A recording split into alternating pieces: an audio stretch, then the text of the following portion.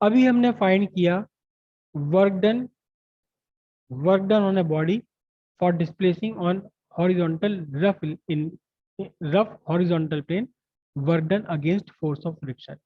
लेकिन अगर हमारा प्लेन हॉरिजॉन्टल ना होकर प्लेन हो इंक्लाइंड, इंक्लाइंड प्लेन है, इंक्लाइंड प्लेन पर हम कैसे फाइंड करेंगे?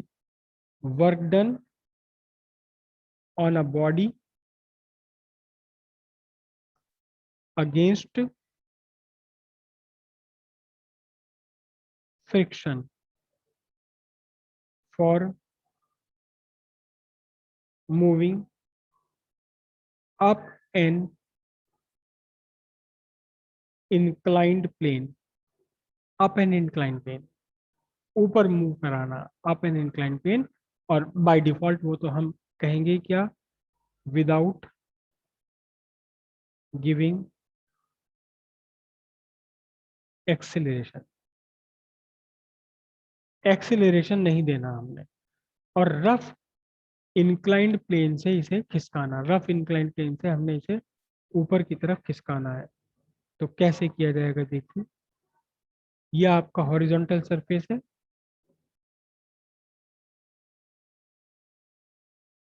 और ये एक इंक्लाइंड सरफेस है, inclined at an angle theta, inclined at an angle theta.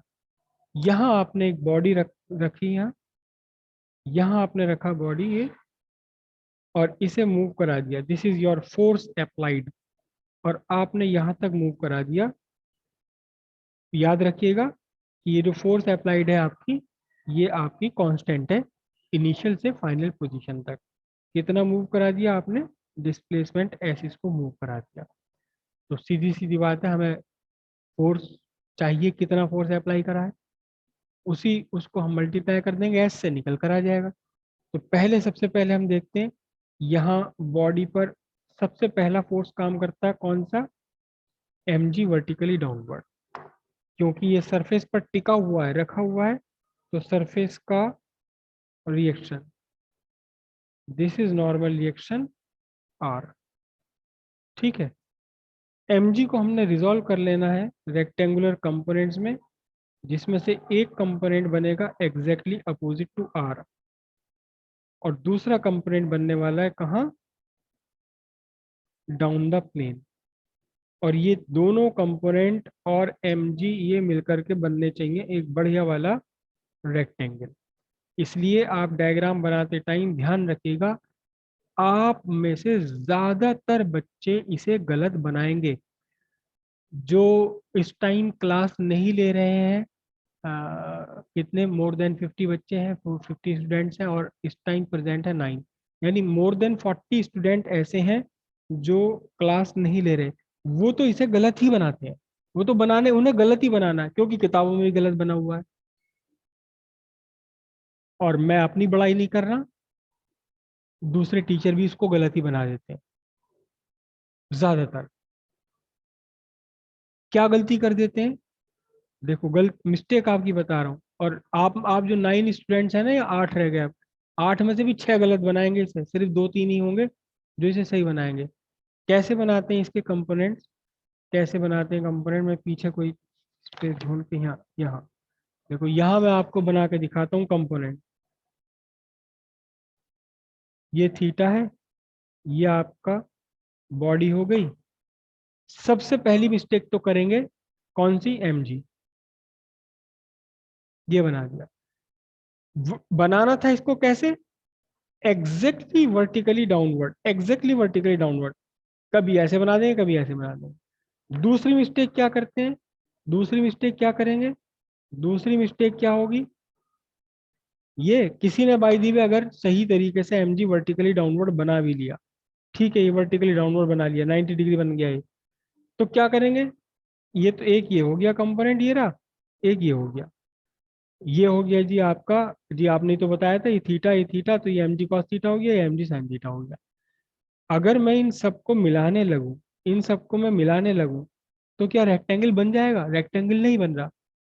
तो ये जो छोटे बड़े बना दिए, ये बिल्कुल गलत है, एकदम गलत है, बिल्कुल गलत है। और बहुत सारी बुक्स ऐसी हैं जिनमें ये भी, जिन बुक्स में भी गलत बना हुआ है। बुक्स में भी गलत बना हुआ है। उन्हें ध्यान ही नहीं है कि हमने कितना लंबा एरो खींच दिया उसने। हो सकता है जिस टीचर ने जिस ने बुक लिखी है उसने सही बनाया हो, लेकिन बुक एक्चुअली बुक का जो डिजाइन कंप्यूटर पर डायग्राम तो किसी और ने बनाया है। उसे बेचारे को फिजिक्स आती नहीं है, तो उसने देखा एक ऐसे बना हुआ है, एक ऐसे बना हुआ है, एक ऐसे बना हुआ है, उसने माउस पकड़ा खींच दिया, माउस से यहाँ पकड़ा एक एरो खींच दिया। पता ही नहीं कि रेक्टेंगुलर कंपोनेंट क्या होते हैं। तो बहुत सारी चीजें होती। अच्छा, रिव्यू किया बुक का, और इतनी बारीक से कौन देख रहा है? अच्छा आया डायग्राम, ठीक है, ओके ओके ठीक है भाई, छाप दो छाप दो छाप दो। ध्यान से बनाइए, तो पक्का ध्यान से बनाइए। काम जिंदगी में करो, कोई भी करो, लेकिन करो बेस्ट पॉसिबल वे में, परफेक्ट करो, उसमें कमी ना हो। या तो करो ही मत, या करो, या ऐसा करो कोई कमी ना निकाल सके। तो फिर इन रेक्टेंगुलर इन कंपोनेंट से मिलकर के एक रेक्टेंगल बनना चाहिए, रेक्टेंगल ही बनना चाहिए, या स्क्वायर बन जाए, क्योंकि रेक्टेंगुलर कंपोनेंट है तो रेक्टेंगल बनना चाहिए इनसे। ये जो मैंने डॉटेड रेक्टेंगल बनाया है, इसको बनाना जरूरी नहीं है, बुक्स में भी नहीं बना होता है, एनसीईआरटी वगैरह में भी नहीं बना होता। ये तो मैं सिर्फ बना के दिखा देता हूँ कि ये एक रेक्टेंगल बनना चाहिए, बढ़िया ओरिजिनल कंपनी वाला, बिल्कुल आईएसआई मार्क। अब आ जाओ जी, इसका डाउन द प्लेन एमजी का कंपोनेंट कौन सा बनेगा बोलो?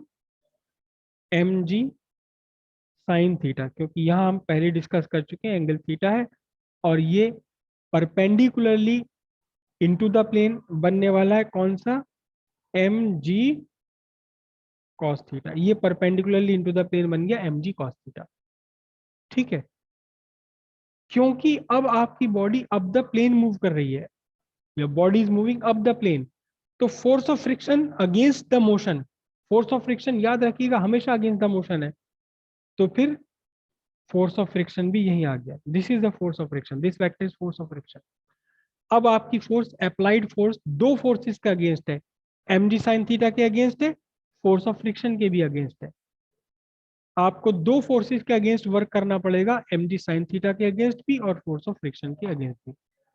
इक्विलिब्रियम कंडीशन में जब डायनेमिक इक्विलिब्रियम बना हुआ, भले ही बॉडी मूव कर रही है तब भी इक्विलिब्रियम है, क्योंकि एक्सेलरेशन नहीं है, नेट फोर्स जीरो होता है। In dynamic equilibrium in uniform motion, इतना भी लिख दिया चलो। क्या बनेगा देखो ध्यान से, ना तो बॉडी परपेंडिकुलरली सरफेस से ऊपर उछल रही, ना बॉडी परपेंडिकुलरली सरफेस के अंदर धस रही, तो इसका सीधा मतलब है R is equal to M G cos theta. और क्योंकि कांस्टेंट स्पीड से ऊपर बढ़ रही है, एक्सेलरेशन जीरो है, तो इसका मतलब up the plane force is equal to down the plane force. Up the plane force कौन सी है? Force applied. Down the plane कौन कौन सी दो फोर्सेज है? M G sine theta and force of friction. कितनी? M G sine theta plus force of friction. और फोर्स ऑफ फ्रिक्शन कितना होता है? M G sine theta, force of friction कितना होता है? म्यू के इंटू आर। काइनेटिक फ्रिक्शन क्यों लिया? क्योंकि बॉडी मोशन में है, बॉडी मोशन में है। तो F A is equal to कितना हो गया? एम जी साइन थीटा, और आर की वैल्यू रख लो इस बार। आर की वैल्यू कितनी है? आर है आपका एम जी कॉस थीटा, तो ये बना आपका एम जी कॉस थीटा। अब देखना जरा ध्यान से, यहां से हम एम जी कॉमन ले सकते हैं, तो फोर्स अप्लाइड कितनी हो गई? फोर्स अप्लाइड कितनी हो गई? M G sine theta plus mu के कॉस थीटा, ये तो फोर्स अप्लाइड है। और फिर आपका वर्क डन कितना हो जाएगा? वर्क डन सीधी सीधी सी बात है, वर्क डन कितना निकलेगा? वर्क डन निकलेगा force applied into displacement vector. Actually मैं गलत लिख रहा हूँ यहाँ, लेकिन आपको मैंने समझा दिया कि गलत मैं क्यों लिख रहा हूँ यहाँ पर। हमें तो small amount of work done find करनी थी, फिर उसके बाद इंटीग्रेट करना था, लेकिन हम सारे काम इकट्ठे कर रहे हैं। फोर्स अप्लाइड कितनी है? फोर्स अप्लाइड है एम जी, एस से और मल्टीप्लाई हो गई, और अप्लाइड फोर्स में क्या आ रहा है? साइन थीटा प्लस म्यू के कॉस थीटा भी आ रहा है। और ये जूल में इसका आपका आंसर आ जाएगा, this is the unit joule. इसकी कोई न्यूमेरिकल वैल्यू नहीं है इस फॉर्मूले के अंदर। This is the net work done on a body for displacing up and incline plane against force of friction without giving acceleration. Constant speed से आपने आगे इसे बढ़ाना है, तो फिर कितना वर्क करना पड़ेगा? वर्क करना पड़ेगा mg s sign theta plus mu के कॉस थीटा। ठीक है। अगर आपका म्यू के जीरो हो, अगर आपका म्यू के जीरो है यानी स्मूथ सरफेस है, परफेक्टली स्मूथ सरफेस है यहाँ, तो फिर म्यू ये पूरा का पूरा फैक्टर जीरो हो जाएगा। फिर वर्क डन कितना रहेगा? mg s sine theta work done आपका बन जाएगा। लेकिन क्योंकि हम फ्रिक्शन की बात कर रहे हैं, फ्रिक्शन ही कर रहे हैं, तो हम म्यू के को जीरो क्यों कहेंगे? नहीं कहेंगे, बिल्कुल नहीं कहेंगे। This is a work done for displacing a body up an inclined plane without giving acceleration with constant speed.